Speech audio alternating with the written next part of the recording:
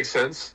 Yeah, I can see that. Mm-hmm. In fact, that makes even more sense now that you say that, because is it possible that he very well knew about Luke on Tatooine, and that's why he went there?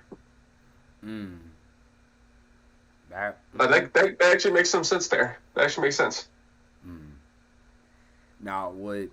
Let's go back to the Jedi's right quick, because the fact that you seen Ahsoka and Luke together—that's something I thought I would never see in live action. Like that was kind of like crazy to see, like to see Ahsoka with Luke, like, and then like I know it had to be some type of scene where she had to explain Anakin in some type of shape, way, or form. Because I'm like, obviously Luke don't really know that part of Anakin. He really just know his like Darth Vader's like that part is, you know what I'm saying. So I like how they just had them interact just in general, bro. Because like I said, I never thought that would happen. Because I didn't even necessarily know what part of timeline Ahsoka was in terms of this universe. So that was actually pretty dope to see that. So it's they showing like, because at this point most people think that most of the Jedi's are basically dead at this point. Like most of them thinking that it's not no more Jedi's that's out there.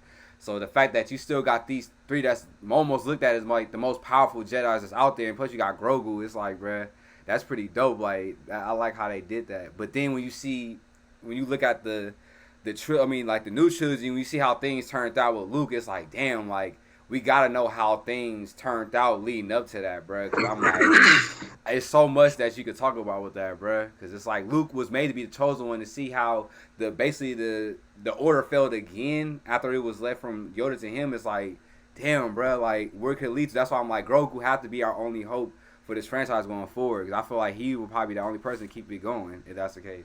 And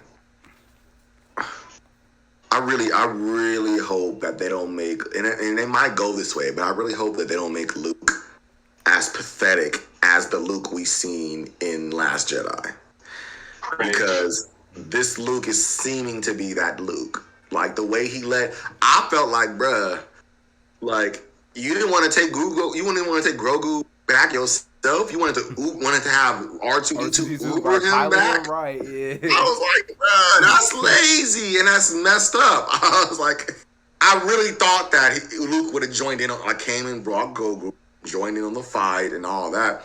We would have seen some more Luke. I would have loved to see some more Luke. But no, he just completely like let him go.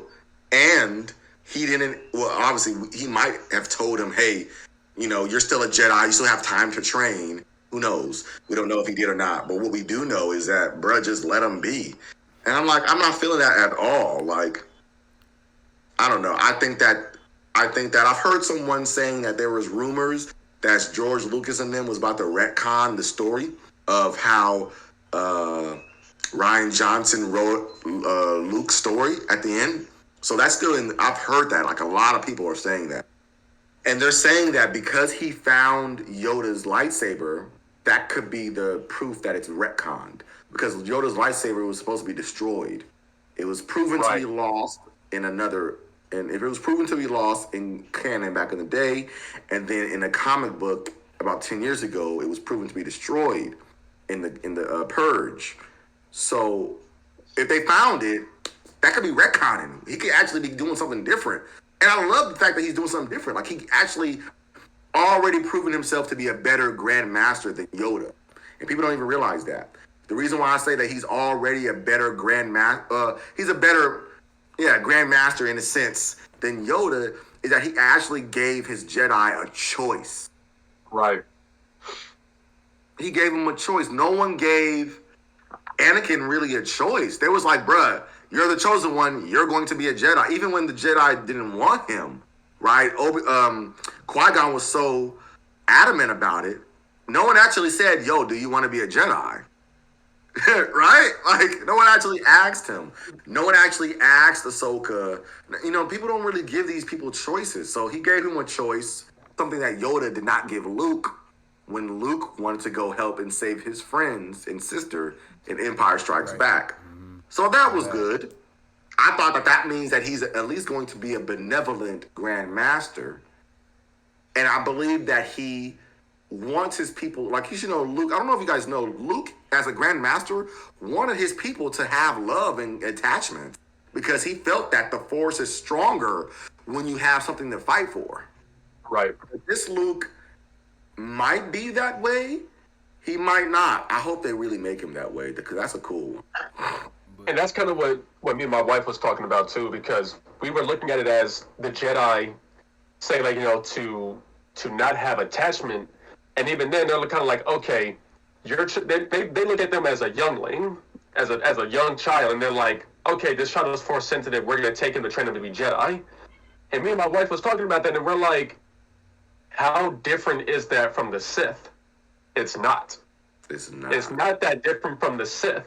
So for them to, so like you said, so for Luke to gave Grogu a choice, I'm like, okay, for him to have a choice in the matter, like you said, makes him better off rip. And I wouldn't be surprised if that's because of something that he read in the Jedi text that he may already have, or like, if he had to go out and about and find these things all over again, and then he learned even further. And that's why it could play a sense into what he was talking about in The Last Jedi when he was saying, like, it's time for the Jedi to end. Like, they could be trying to, like, piece together a few things to try to make this new trilogy be better than what they displayed. But like you said, and that's why I was kind of thinking, like, okay, the reason why he didn't go with Grogu to drop him off is because I'm like, okay, he's still somewhat in a Jedi form where it's like, okay, to not have attachment. Is it possible he didn't want to do it because he was somewhat attached to Grogu because as a Padawan, and he didn't want him being turned down a wrong path, but he's like, okay, in order for me to make the best decision, I'm gonna have R2 take him. Or very well it could have been, okay, I need to do training here alone with no distractions. Let me do my training here, R2, you take him, because I need to be stronger in the Force myself. So there's a few things that they can play along with that. And let's be honest, if it'd have been too much for Luke to even show up on Tatooine, because it is his home planet. Yeah, he would have fought. That's the thing. He would have gotten into the fight. He would have gotten into it. That's what I'm saying. That there's so many elements to that where I'm like, okay, I'm glad they didn't, but wow, what if he did? Because it's like, okay, then it's like, is it the Jedi way to kind of be like, okay, y'all tearing up this planet, my home planet, mind you, yet I don't want to step in. So, like, he may feel like a conflict that he may have already known what was going on in Tatooine. It's probably not really pretty much, yeah. I think, like, to your point, Deontay, I think that, Dave Filoni and John, they couldn't put him in that finale episode because it would be a nuclear bomb. Like, nope, like, oh, y'all lost. Luke's here. Y'all lost. Right, kind of like, coming to save him like he did in season 2 of Mandalorian. It's like, okay, it would overshadow. And if Boba Fett wanted to act out, bring the Rancor out, Luke would have tamed the Rancor. Like, y'all can't beat Luke. No, I'm gonna beat. So I understand that. I can understand that when you put it that way. Why he didn't go? I would have liked him to at least get. Oh no, I understand. Okay, when I look at it from like when I give him the benefit of the doubt, like you have, Deontay, he seems less like an asshole. Because I'm like, okay, well, why didn't he give him the lightsaber? And then you can be like, well, he ain't trained ever with a lightsaber. He will kill himself. He will eat it and slice his head off. All right, right. Because look at what happened with I would say that Din is a weapons master. He got that spear and was able to fight with it easily. But the lightsabers is something completely different, bro. Like, you gotta know, like, it's a different thing. Oh, and I want to say this, and I just want to mention this, how I love that they made this canon, that lightsabers isn't just a flip-on switch thing. It's a force power thing. Like, your lightsaber is attuned to you. Right. And if it ain't attuned to you, it fight weird and I love that. I love that. Weird it. Yeah, that was pretty dope because especially with I like how they explained that, especially with that Darksaber, because I knew, like, even when he had it in season 2, you knew it was something about that Darksaber. Like, he knew he had to have more information on. You know what I'm saying? Like, you knew it was something more behind that saber. Especially just how he was wielding it. You could tell it was almost too heavy for him just to carry it. You know what I'm saying? Then, like you said, to the point where he sliced his own leg, I was like, damn, like, yeah, he really gonna have to learn how to, like, use that, or he gonna have to find some type of more information behind that, bro. Because you can't do that in no actual, like when he fought the dude that was with the armor. I forgot his name, but when they was basically fighting for the saber, bro, like I'm thinking like, bro, they could have both killed themselves in that situation, bro, because they both don't really know how to use that saber, bro. I'm thinking like, yo, this dude. I'm thinking he's a I guess a descendant of Clan Vizsla. Yeah. And I'm like, yo, bro, this dude just running up on him with the saber. I'm like, bro, you don't know how this saber Right. cut. You probably will kill him all right, bro. Right. That And we actually said because I watch all my stuff with subtitles, so I kind of caught it a little bit before the armor lady said it. But when he said, like when it said that, it was Vizsla speaking, I was like, wait, Vizsla, the dude who was a Mandalorian and a Jedi? I'm like, oh, he's a descendant of dude. And then as I'm saying that, you kind of see his face. Well, you see, you can kind of almost feel his reaction as he's looking at the darksaber in his hand, and he's looking like yo, that's like a family heirloom to me. Like that belongs to me. I'm like, I already know the dude is going to battle for it. He going to get his butt kicked from it. But I already know he going to battle for it. Bro, I'm not even joking, D. I thought that when he picked it up, it was going to be like his saber. Because, the last Clan Vizsla person who had it was Pre-Vizsla in Clone Wars. And he was able to wield it. Like, wield it. So I'm like, oh, snap. What if this other Pre-Vizsla, what if this descendant of Pre-Vizsla has the ability to do it? But nah, it's not that. It's actually a spirit thing. So I wonder, like, Pre-Vizsla was an asshole too, but he obviously had something that attuned to the saber. What if... And you have to understand how the Force works. I hate that's hella cliche. Pre-Vizsla could have had Force power, but he's never... You can have the Force power and never use it and not know that you have Force. It's just like, oh, little shit is weird. Like, I'm lucky, or I can fly well, or I can box well, What if a requirement is like you have to be attuned with the Force, or you have to be like on the same mind state that the ancestor of Vizsla had? I say that to say, like, Din, to me, Din is a great Mandalorian. He's a great, like, pure person, like, great sentient person in this universe. He's a good guy in a sense, Right. He is, like, why isn't it working for him? Like, why? He's a good guy. And then it's like, okay, you got Baby Yoda here, Grogu. I'm like, bruh, if that saber was meant to be Grogu, I'm gonna lose it. But you know what though? Let me answer you. Let me answer that with this one though. Is it possible? Because I noticed this. Notice that when he picked up the darksaber to fight that robot in the last episode, right? Notice as he's hitting the shield, it's not getting heavier for him. But wasn't that around the time when Grogu got there? So is it possible then that because he's fighting for somebody who is tuned with the Force, which is why it didn't get heavier for him? Because with each strike, it's supposed to be like maybe getting heavier and heavier, but he had a reason to fight for something. And it wasn't just for Boba Fett, it wasn't just to keep the planet safe. It's also like, oh, my son is here, let me make sure he's cool. Right? So kind of going into what you're saying, that darksaber could very well be in tuned with Mando now because he's in tune with somebody who is Force sensitive as well. I see what you mean. I feel because it's a Force thing. It's a Force thing. I might be forcing it, but be like a But they could do so much with this darksaber. I love that they brought it in. They could be like some of the requirements could be like, hey, you have to have a certain level of honor, right? Because we know that Mando.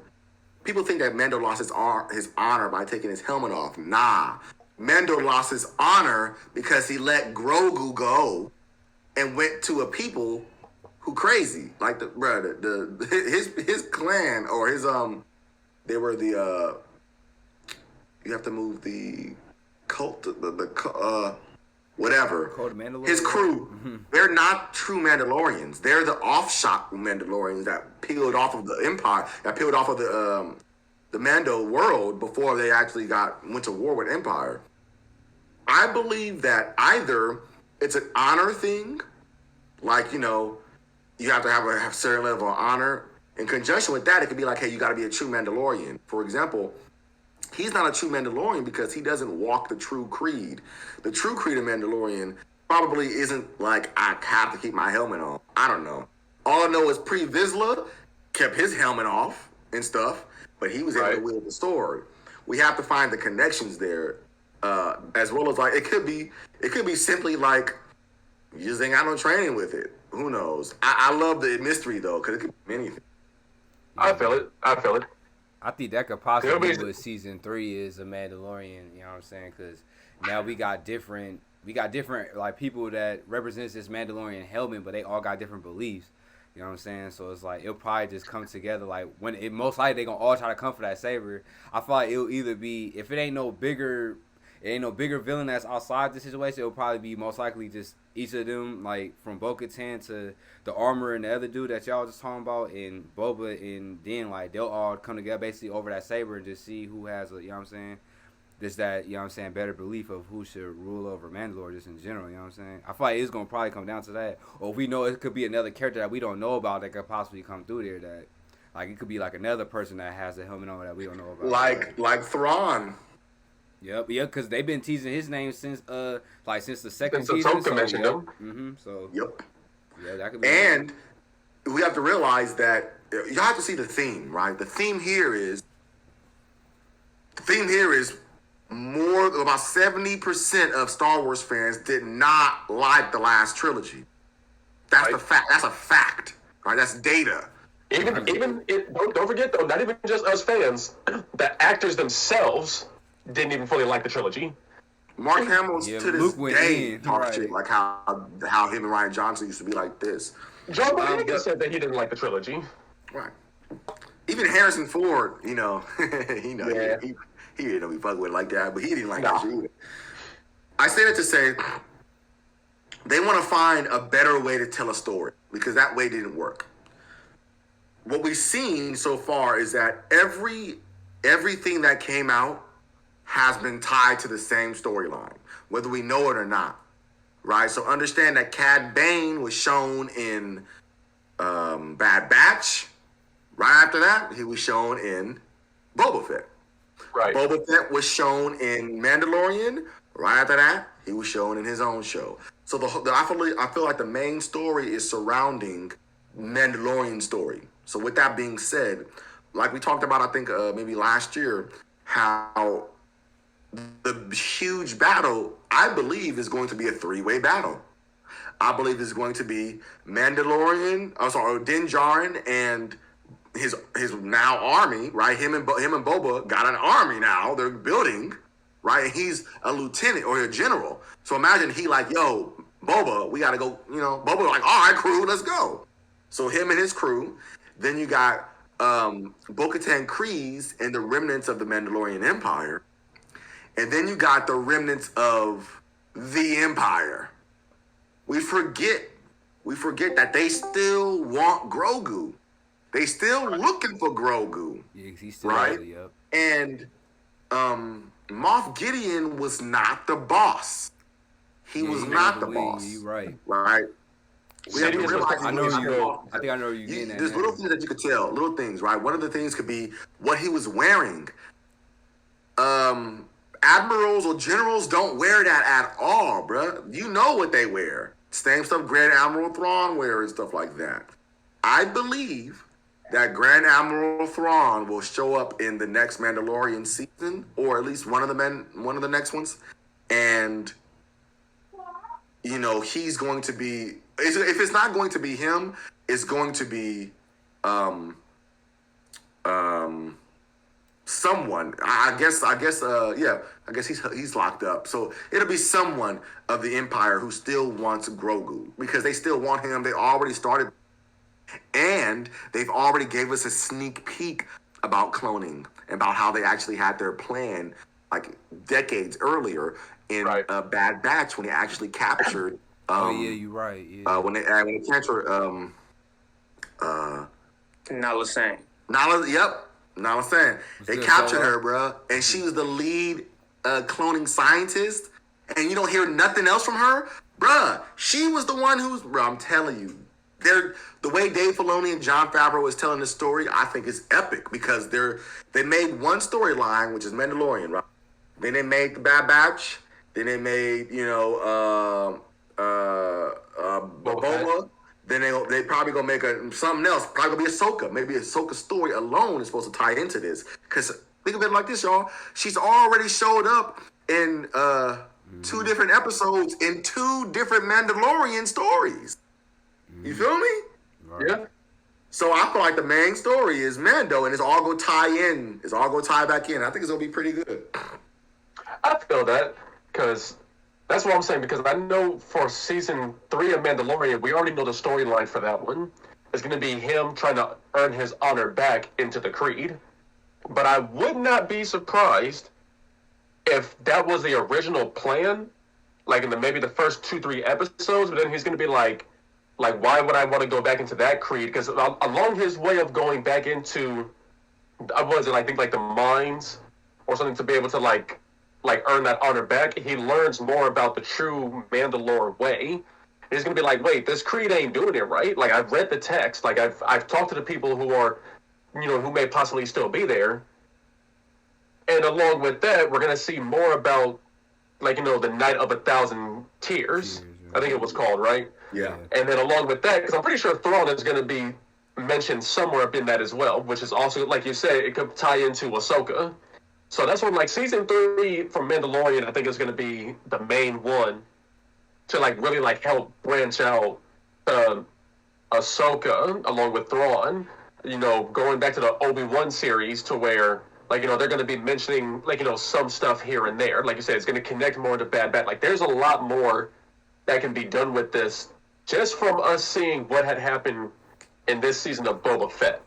It could very well be in season 2 of Boba Fett, and I'm pretty sure they might very well stop it there. But like you said, Mandalorian is the main one where it's going to create that, all these separate spin-offs to help it connect more. And I think that's why they're doing it, is to try and help what messed up in this new trilogy of Star Wars, which will then also help project into the next trilogy, whether it's pre Republic and Empire, or it's going to be after Return of the Jedi and do something totally different. Because what is it, from Return of the Jedi to Force Awakens, it was 25 years? It was a minute. Yeah. Like that. There's a lot that can happen in that 25 years. There's a lot that can happen. Do y'all like that they're doing this kind of long, in-game, long game, holistic story like that? Or do y'all actually prefer, there a strong standalone story for every person, like Ahsoka in her own thing, or Boba Fett in his own thing? Yeah. I think it's cool that you giving a backstory on these beloved characters that people already invested in, because that can bring more fans in it. Where once you're done with these beloved characters that we see now based off these nostalgia moments and like that, you can create a new story based off that now. Because I see they were trying to do that with Last Jedi, but clearly that didn't go correctly. So you know what I'm saying. Now they have an opportunity to do that again. But the fact they using our legendary characters, they bringing them back through this Mandalorian show and do this Book of Boba Fett, the way they doing it is they giving us what we want, you know what I'm saying? So it's I like how they actually giving people fan service. I feel that's really the best way you can possibly do it, where you can introduce new characters with people, you know what I'm saying, we can actually invest to it, we don't have to necessarily complain about it, you know what I'm saying? But I think this is probably the best route to go, because it was to a point where it was we didn't know where Star Wars was gonna go after that last trilogy. I ain't gonna lie. Yeah. I feel it. I think for me, I kind of personally like how they have each individual story, and it will somewhat tie into the new trilogy, or even just the regular trilogy and the prequels. I actually like the individuality, because like you said, you get to actually see more of these beloved characters. You get to see more of what Ahsoka was doing. Hell, we got to see 2 episodes of Luke and Grogu, and that made my head spin just from that, because I'm like, yo, maybe that's why Rey didn't hear Grogu's voice when she was saying, speak to me, because Grogu may not have been a Jedi by then. Because I remember they did say that when you watch, like, like, what was it, like, it was like the last episode, like the second to last episode of Mandalorian, and you see Grogu like healing that one dude. They was like, oh, you're gonna, like, you're gonna kind of see that a little bit in Rise of Skywalker, and it was used twice. I felt like it was overused, and I'm like, yo, where the hell was this in the Jedi text? But okay, whatever. Right.